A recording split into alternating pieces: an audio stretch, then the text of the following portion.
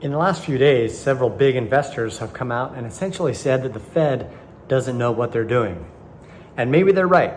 So in the early 2000s, Greenspan let inflation rates be very, very low, which partially led to the 2008 financial crisis. The same thing happened again in the teens, the last 10 years, as rates were low, that everything inflated. It created the everything bubble, as people called it. Now we're starting to see, we're in the middle of seeing that bubble pop as the Fed has to keep raising interest rates. This week, new investors like Cathie Wood and the world's richest man, of course, Elon Musk, said that we risk deflation because the Fed has to keep raising rates and will overcorrect. We'll keep pushing the economy, pushing rates high to wreck the economy, to wreck demand, and that will cause the economy to slow down so much that we could enter deflation.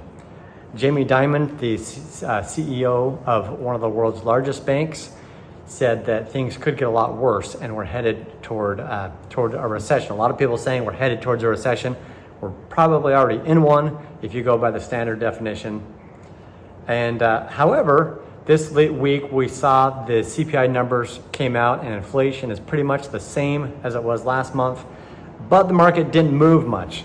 Crypto was about the same. The equities went up and down one day and then up and down the next day, but stayed essentially the same because so many people are in cash. So here's the long-term problem. The US government has spent about $8 trillion in the last couple of years. The national debt is now at $31 trillion with a T. I'm old enough to remember a few years ago when it was only $20 trillion. I even say trillion or billion because I'm not used to saying trillion. $31 trillion. And that is largely in 90-day T-bills, which means that it's continually turning over. So that rate that the US government is paying on our national debt, on the US national debt, they're paying about $300 billion, which is a lot of money. But if the rates go up to half of what they were when Paul Volcker had to kill inflation in the 70s, then that debt is going to be $3 billion. To put that in context, the amount of money that the US government brings in taxes is about $4 trillion. So, excuse me, I said 3 billion, but again, it's 3 trillion.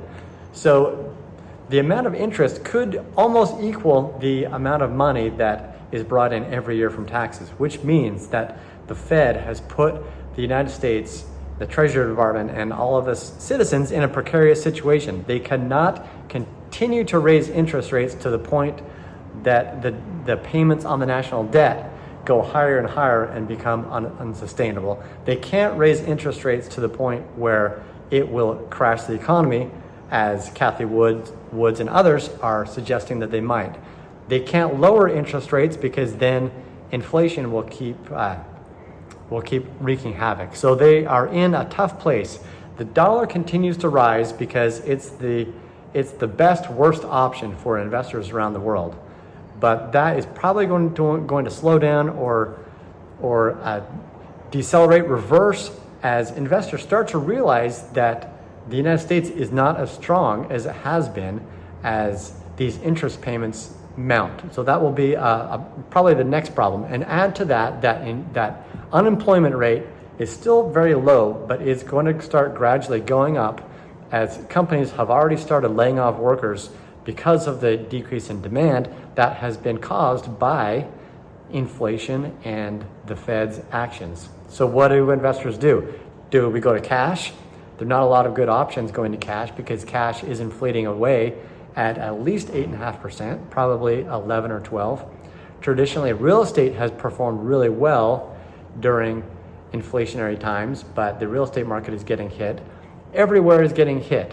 And I think this will probably continue to be a problem, at least for the next several years.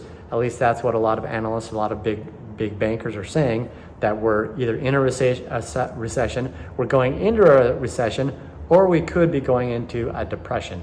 So what do we do now? Probably the best thing that you can do now if you have some debt is to pay off that debt.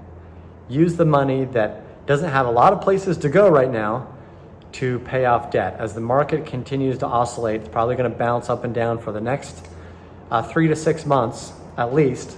use this time to pay off that debt, because whatever your debt is costing you, let's say you've got a credit card and it's costing 20%. As you pay that debt down, you're essentially getting a return of 20% off of that money.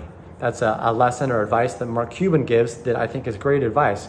Use this time to pay off that debt, because you're getting the best return that you can get anywhere else by lowering the amount that you're being charged, that high interest rate on your credit card, on your car loan, on your student loans, whatever has a high interest rate.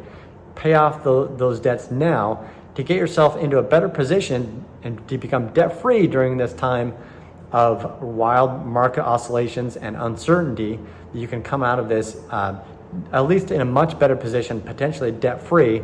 That will help you in the long run, that as the market starts to rebound, whenever that happens, you'll be in a much better position. You'll have more cash freed up that you were paying on debts that you can use to put toward investments, whether it's crypto or stocks or real estate. Get yourself in a better position by paying off your debts right now.